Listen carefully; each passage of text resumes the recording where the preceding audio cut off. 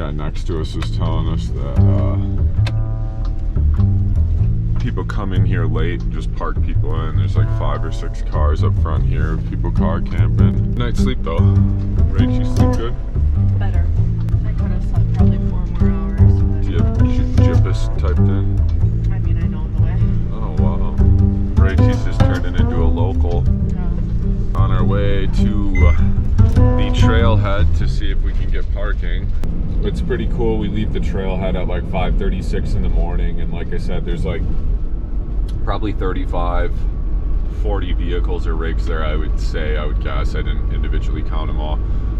But it's funny how everyone's like diesel heaters and lights start to turn on that are like adventure people probably making their coffee before they're heading out to go try and find parking at a trailhead. It's like there's this collective unit of people all just like living by the day and by the moment and doing what they love to do. And it's funny to sit in your van and see one by one the vans pull out of there. I probably counted 5 this morning before we left, and then there was, I think, 2 behind us.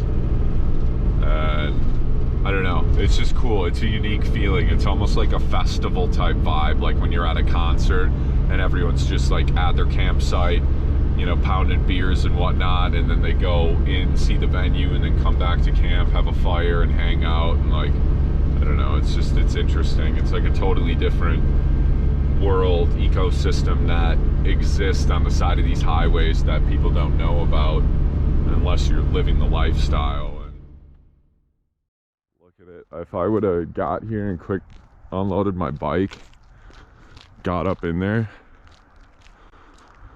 but I stalled, I waited, and this is what I get. That's a good one though. It's gonna be another beautiful day. How lucky are we? How blessed. I'm not gonna say luck. Luck has nothing to do with it. We created this lifestyle for ourselves. But wow. You know, there were some times where I'd ride back home. Same ride, you know, pretty much every day I'd switch it up a little bit, but around town and stuff. I should be filming this, not my stupid mug. And you'd see like, you know, a banger sunrise or a sunset. But there's just something about seeing all these sunrises and sunsets in different places. It's so unique. And again, like having our home in the trailhead, can't put a price on it. If we really want to put a price on our actual cost of what it costs us, we have a national park pass, so we get to park in this parking lot for free. And then our cost of fuel to where we've been staying, I'll put that at about $6 there and back this morning. So there last night, back this morning, $6 total, so $6. We got a sunrise, a sunset, 16 miles of just gorgeous hiking all throughout here. And then another sunrise this morning for $6. So for less than $10 a day, a little bit more than 5, you can make Nate and Rach very happy. No, I'm just kidding. That's not a GoFundMe shout out. Okay, I'm gonna go back to the car and unload my bike because I gotta get to getting. Rachel's gonna hike with Zeke. I offered to hike with her, but she said, no, you go bike today. And I do really want to bike here. There's this trail system that goes all in through here. It's called Mescal. I'm gonna do that.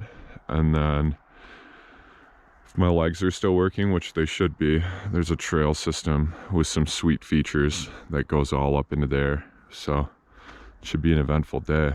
Look at these hot air balloons. So Rachel and I have talked about doing one. We totally should have. It's like $400 a person. So I was telling Rachel last night, I kind of got emotional because we had such a good day, and it was a perfect day. And then I was looking at pictures of this old guy who I took a picture of on our hike, and then got his email and sent him pictures, and he said, thanks, you know, we're getting older, my wife can't hike anymore. And she appreciated being able to see a picture of me hiking, kind of live through the moment. But my grandpa wanted to do a hot air balloon ride, and that was one thing he wanted to do before he passed, and unfortunately he was unable to because one of the requirements is that, you know, you're mobile, you can stand for up to 3-4 hours, and he had bad knees. So I was telling Rachel, you know, in some way I'm living a true life based on the fact of like he wanted to skydive, he wanted a hot air balloon. When I asked him what are some bucket list things you want to do before you go, and he couldn't do either of those things, and those are super achievable things, like very easy to do really. And those were his dreams that never happened, at least late in life. So by hearing that, I've made a commitment, or I told Rachel, you know, we're already doing it, but I want to just have it be a case of where we do whatever we want to do if it's within reason, so that we don't have that moment of where we're like, oh God, there's no more time and we didn't do the things we wanted to do. I think in Rachel and my case, it'll be, we look back and we're like, thankfully we did all that stuff because we did it while we could, and hopefully we can continue to do that. But anyways, yeah, one of these times we're gonna do a hot air balloon ride when we're here. Have a lovely ride. Thank you. We'll see you in just a little bit. You want to put the key in that top pouch, actually. And you and Mom have fun. You protect Mom today. Where the GoPro battery is, or no? Yeah. Let's see it a little bit. Do you want an apple? Nope. Almonds? Nope, I got some almonds in there if it comes down to it.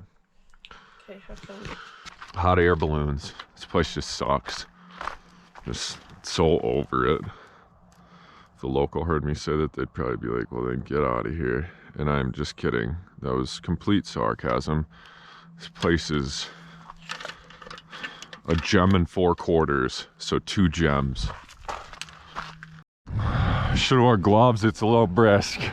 I'm in shorts though too, because I knew if I wore pants I would get too hot once I get over by the sun, but definitely should have wore gloves.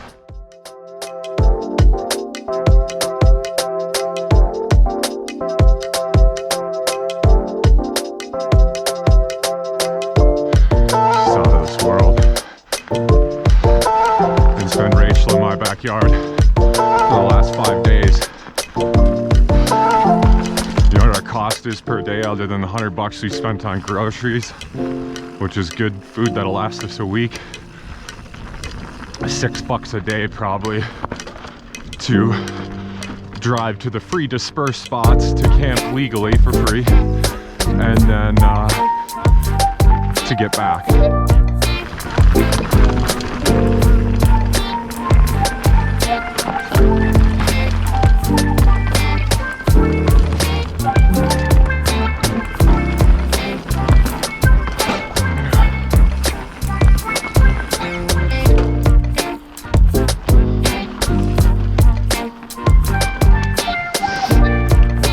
Dan, you would just love it here, man. Every time I ride cool trails like this, I just think of my buddy back home. And I know I'd have to be like, dude, we gotta leave, man. We gotta go eat. And he's like, no, man, we gotta ride for a little bit longer. I'm just riding this rim, like right on the edge. I just love it.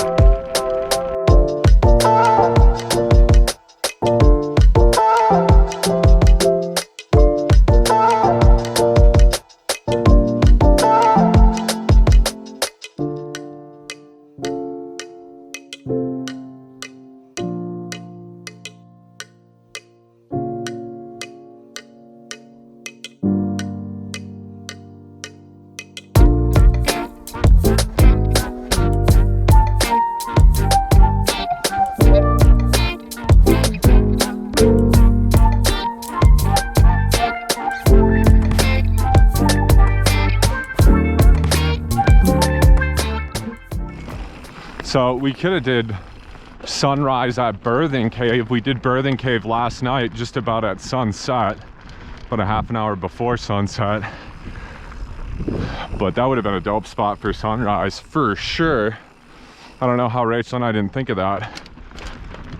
I got up at like 5:20, but we didn't get out of our dispersed spot until right around 6.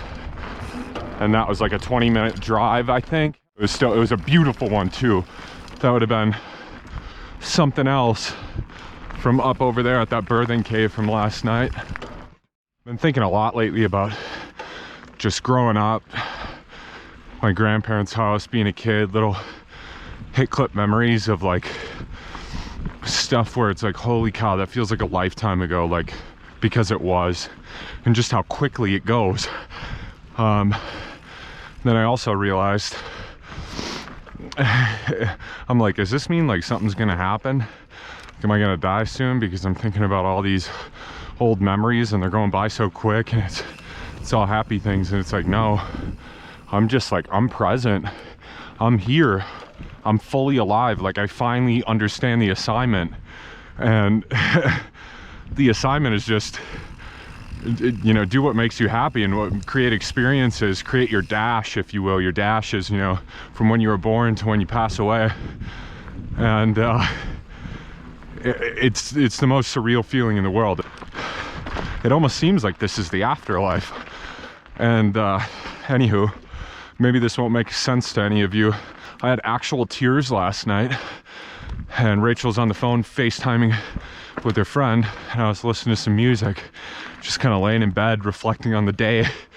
And I'm like, what is this? Like, how is this my life? How is this our life?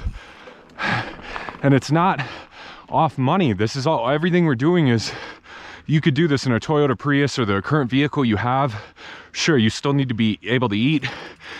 Maybe you won't do it for years, and it'll just be like a month-long thing. But anyways, it's unbelievable. We hiked 16 miles yesterday, and at the end of the day, when I was able to just lay there and reflect on the day, I was like, I have everything that I need. I have someone that I love, something to do, and something to look forward to.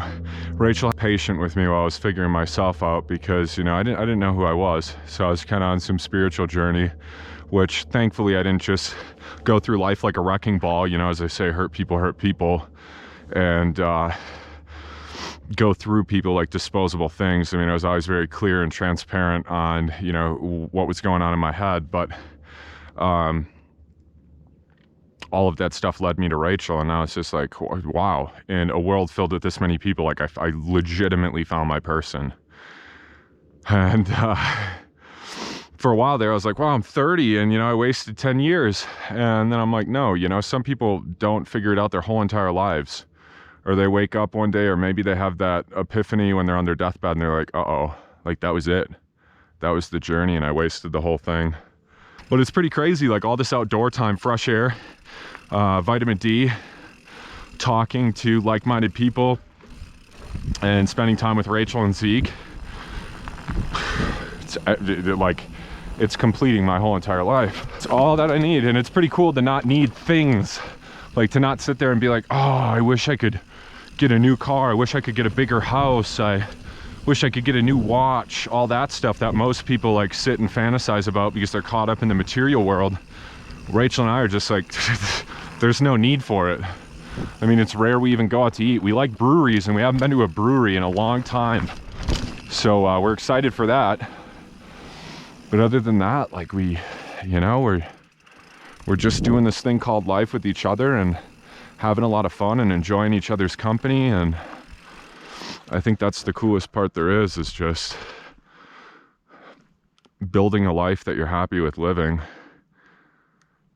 And until we trim the excess fat of just like material things, and like started from a base level of a 70 square foot box that would take us wherever we wanted to go. It feels like a blanket fort when you're a kid, that you can close your eyes and dream of anywhere that you want to be. But instead, Rachel and I have all these hot spots, as we'll call them, where we just go back and revisit them, and we're like, oh, cool, we're home. Oh, well, better get going. We want to experience some more stuff. We could stay here. Like last time, someone told us, you know, hey, come check this out. And so we checked out Sedona. We're like, yeah, we'll swing through there for a day or two. And an hour and a half off a paved road out in the middle of nowhere, we met Connor and exchanged numbers, talked with him and his buddy Nick all night. Look at this thorn I have right in my tire. Thankfully I got tubeless, so there's sealer in there. Met Connor and Nick, talked to him all night. There's like a blood moon. It was like once in 50-year thing or something, and exchanged numbers, went on a hike with them the next day. And then we're like, you know, I wonder if we'll ever see them again.